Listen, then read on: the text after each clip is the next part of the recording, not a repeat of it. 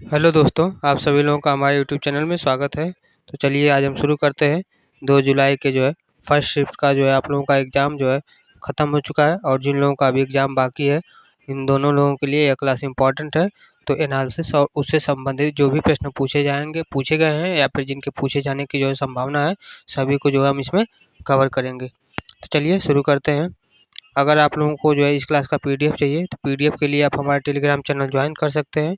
Telegram channel का नाम है टीचिंग विद गोविंद, उसको आप ज्वाइन कर सकते हैं। और चाहिए तो जो है आप लोगों को जो है इस वीडियो के जो है डिस्क्रिप्शन में टेलीग्राम चैनल का जो है हम लिंक दे देंगे, वहाँ से भी आप जाकर हमारे टेलीग्राम चैनल को जो है ज्वाइन कर सकते हैं। तो चलिए शुरू करते हैं आज के प्रश्नों को। इसमें हम पहले देखेंगे करेंट अफेयर से संबंधित प्रश्न। करंट अफेयर और सामान्य ज्ञान से संबंधित प्रश्न देखेंगे, जिसमें टोटल नंबर ऑफ प्रश्न संख्या जो है 15 है।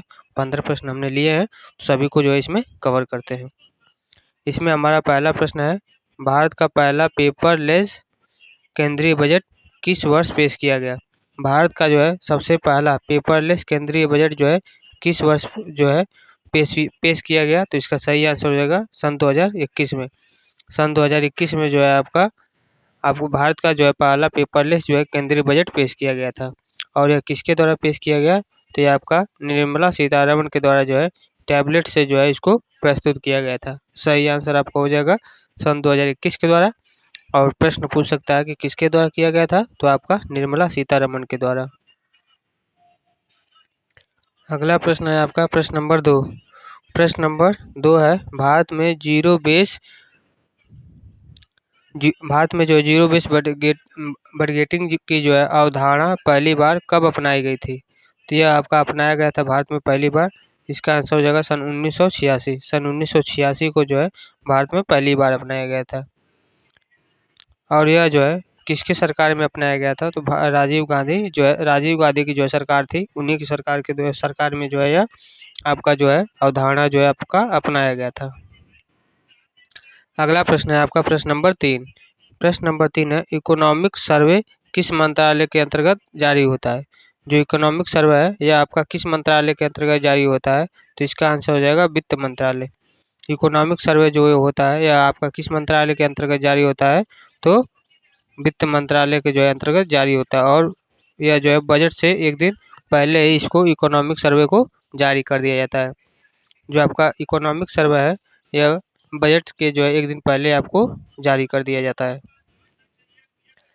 अगला प्रश्न है प्रश्न नंबर 4 है, भारत नेट प्रोजेक्ट का जो है उद्देश्य क्या है? भारत नेट प्रोजेक्ट का जो है उद्देश्य क्या है? तो इसका आंसर हो जाएगा ग्रामीण क्षेत्रों को हाई स्पीड ब्रॉडबैंड ग्रामीण क्षेत्रों को जो है हाई स्पीड ब्रॉडबैंड कनेक्टिविटी जो है प्रदान करना भारत नेट प्रोजेक्ट का जो है उद्देश्य है।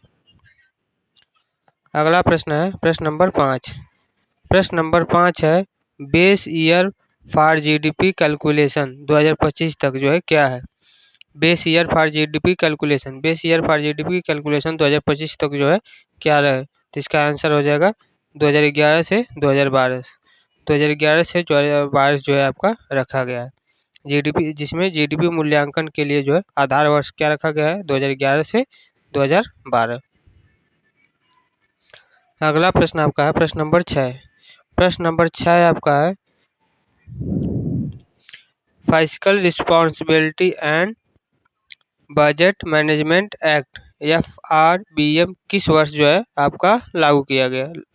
यह जो है आपका किस वर्ष लागू हुआ है? तो इसका सही आंसर हो जाएगा सन 2003 में। किस वर्ष लागू किया गया? तो सन 2003 में जो है इसको लागू किया गया। यह जो है वित्तीय अनुशासन को जो है बनाए रखने के लिए इसको लागू किया गया था। अगला प्रश्न हम देखेंगे प्रश्न नंबर 7।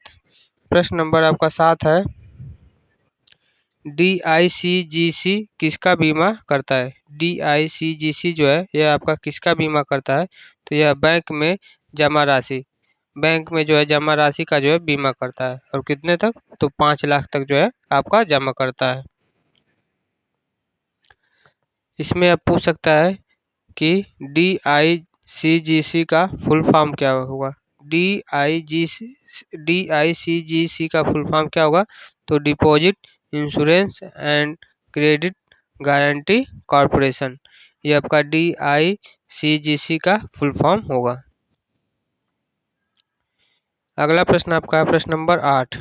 प्रश्न नंबर 8 है भारत बिल पेमेंट सिस्टम किसके द्वारा संचालित है।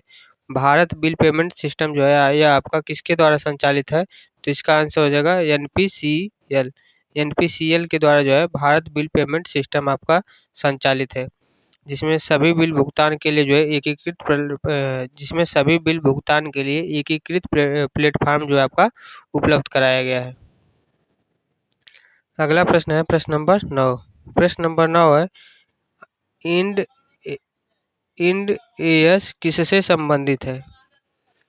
इंड एएस जो है किससे संबंधित है, यह आपका संबंधित है काउंटिंग स्टैंडर्ड से।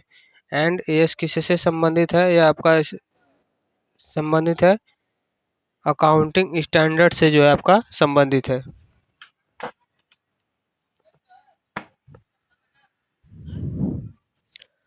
अगला प्रश्न आपका है प्रश्न नंबर 10।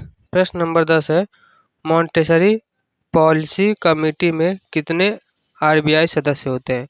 मॉन्टेसरी पॉलिसी कमेटी में जो है कितने RBI सदस्य होते हैं, तो इसका आंसर हो जाएगा 3 सदस्य होते हैं। मॉन्टेसरी पॉलिसी कमेटी में कितने सदस्य होते हैं, तो 3 सदस्य आपके होते हैं, जिसमें 6 में से 3 RBI के सदस्य और 3 जो है भारत सरकार के द्वारा जो है नियुक्त किए जाते हैं।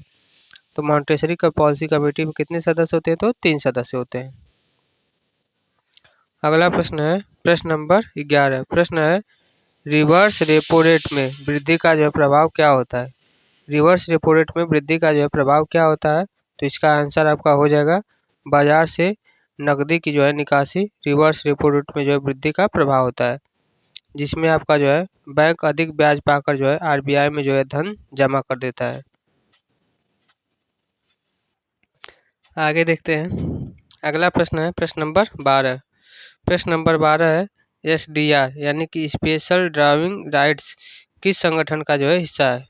SDR जो है आपका यह स्पेशल ड्राइविंग राइट्स जो है किस संगठन का हिस्सा है, तो इसका आंसर हो जाएगा अंतर्राष्ट्रीय मुद्रा कोष यानी कि IMF का जो है हिस्सा है। अंतर्राष्ट्रीय मुद्रा कोष जो है SDR जो है अंतर्राष्ट्रीय मुद्रा कोष यानी कि IMF का जो है हिस्सा है। अगला प्रश्न है प्रश्न नंबर 13।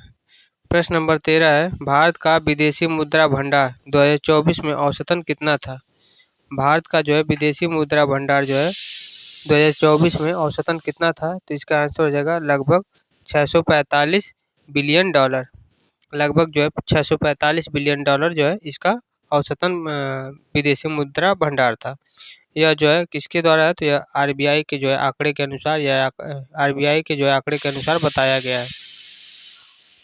अगला प्रश्न आपका है प्रश्न नंबर 14। प्रश्न नंबर 14 है GST कंपनसेशन केस किसके द्वारा जो है लगाया जाता है। GST कंपनसेशन जो है केस किसके द्वारा लगाया जाता है, इसका आंसर हो जाएगा राज्यों को GST क्षतिपूर्ति के लिए। राज्यों को जो है GST क्षतिपूर्ति के लिए लगाया जाता है। अगला प्रश्न है प्रश्न नंबर 15। प्रश्न नंबर 15 है ओपन मार्केट ऑपरेशन का उद्देश्य क्या है। ओपन मार्केट ऑपरेशन का जो है उद्देश्य क्या है, तो इसका सही आंसर हो जाएगा बाजार में तरलता को नियंत्रित करना।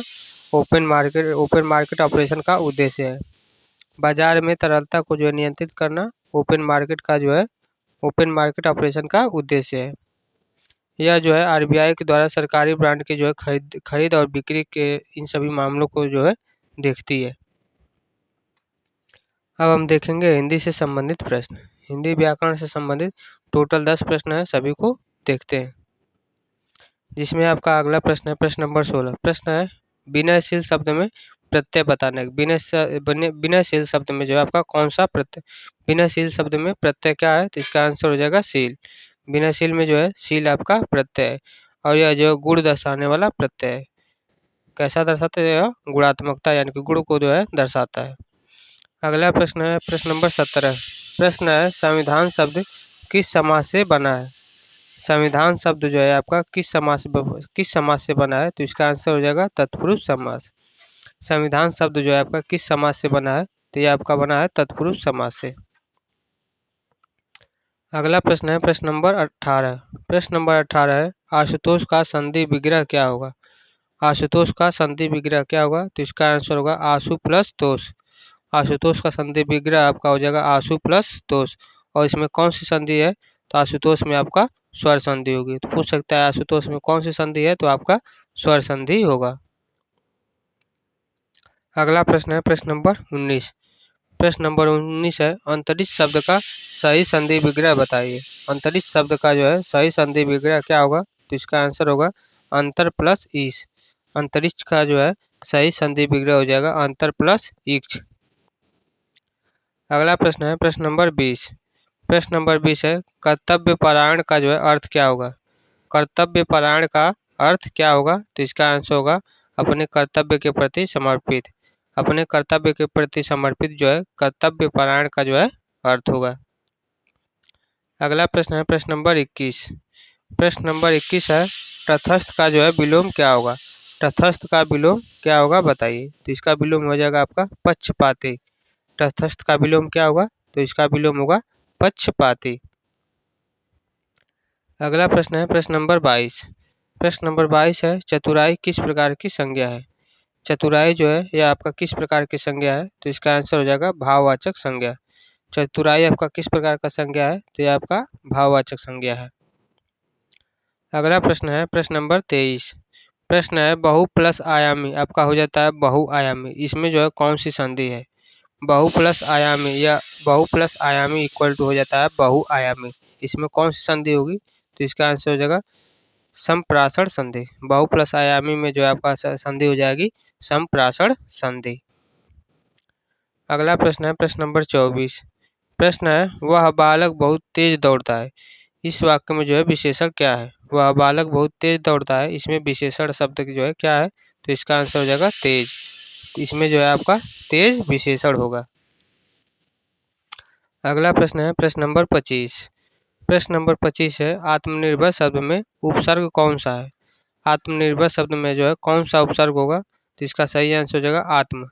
इस आत्मनिर्भर में जो है आत्म आपका उपसर्ग है। सही आंसर हो जाएगा आत्म। अगला प्रश्न है प्रश्न नंबर अब हम देखेंगे कंप्यूटर से संबंधित प्रश्नों को, जिसमें 5 प्रश्न हमने लिए हैं। तो जिसमें आपका अगला प्रश्न है प्रश्न नंबर 26। प्रश्न है टैली ERP9 में लीडर का जो है क्या दर्शाता है? टैली ERP9 में लीडर को जो है क्या दर्शाता है? तो यह आपका दर्शाता है प्रत्येक खाता का रिकॉर्ड। यह जो है आपका प्रत्येक खाता को जो है रिकॉर्ड को दर्शाता है। अगला प्रश्न है प्रश्न नंबर 27। प्रश्न नंबर 27 है SQL का जो है फुल फॉर्म यानी कि पूर्ण रूप क्या होगा? SQL का फुल फॉर्म क्या होगा? तो स्ट्रक्चर्ड क्वेरी लैंग्वेज। SQL का फुल फॉर्म होगा स्ट्रक्चर्ड क्वेरी लैंग्वेज। यह जो है डेटाबेस से जानकारी निकालने के लिए इसका प्रयोग किया जाता है। SQL के यानी कि स्ट्रक्चर्ड क्वेरी लैंग्वेज का प्रयोग जो है डेटाबेस से जो है जानकारी निकालने के लिए किया जाता है। अगला प्रश्न है प्रश्न नंबर 28। प्रश्न है चेस मेमोरी का जो है कार्य क्या है? चेस मेमोरी का कार्य क्या होता है? तो इसका आंसर हो जाएगा CPU के लिए fast data storage. Cache memory कार्य होता है CPU के लिए फास्ट डेटा स्टोरेज का जो यह काम करता है। और यह जो है रैम से तेज और CPU के पास होती है। चेस मेमोरी जो है यह रैम से तेज होती है और CPU की जो है यह पास में होती CPU की जो है यह पास होती है चेस मेमोरी। अगला प्रश्न है प्रश्न नंबर 29। प्रश्न नंबर 29 आपका है लॉजिक गेट क्या है? लॉजिक गेट क्या है? तो इसका आंसर हो जाएगा डिजिटल सर्किट का मौलिक निर्माण खंड। लॉजिक गेट क्या है? तो डिजिटल सर्किट का जो है मौलिक निर्माण खंड आपका लॉजिक गेट कहलाता है। सही आंसर हो जाएगा, जिसमें आपका and O R gate, not gate, O R gate, and gate, यह लॉजिक गेट के 3 गेट होते हैं, and gate, O R gate और नॉट गेट। ये सभी के सभी डिजिटल सर्किट का जो है मौलिक निर्माण खंड होते हैं। अगला प्रश्न और लास्ट प्रश्न है प्रश्न नंबर 30। प्रश्न है control plus shift plus ESC का उपयोग किसके लिए होता है? Control plus shift plus ESC का जो उपयोग है किसके लिए किया जाता है? तो यह आपका टास्क मैनेजर खोलने के लिए जो है control plus shift plus ESC का प्रयोग किया जाता है। तो सही आंसर हो जाएगा टास्क मैनेजर को जो है खोलने के लिए। आई होप आप लोग यहाँ तक देखें तो आप लोगों को जो है क्लास पसंद आया हो तो चैनल को सब्सक्राइब करें और क्लास को जो है लाइक करिए। और अगर आप लोगों को जो इस क्लास का पीडीएफ चाहिए तो पीडीएफ के लिए आप हमारे टेलीग्राम चैनल को जो है ज्वाइन कर सकते हैं, जिसका नाम है टीचिंग विद गोविंद। वहाँ से ज्वाइन करिए और आज की जो भी क्लास है सभी को जो है पीडीएफ वहाँ पर आपको प्रोवाइड करा दी जाती है, वहाँ से आप पीडीएफ को जो है डाउनलोड कर सकते हैं। तो आज के लिए बस इतना ही। जय हिंद, जय भारत।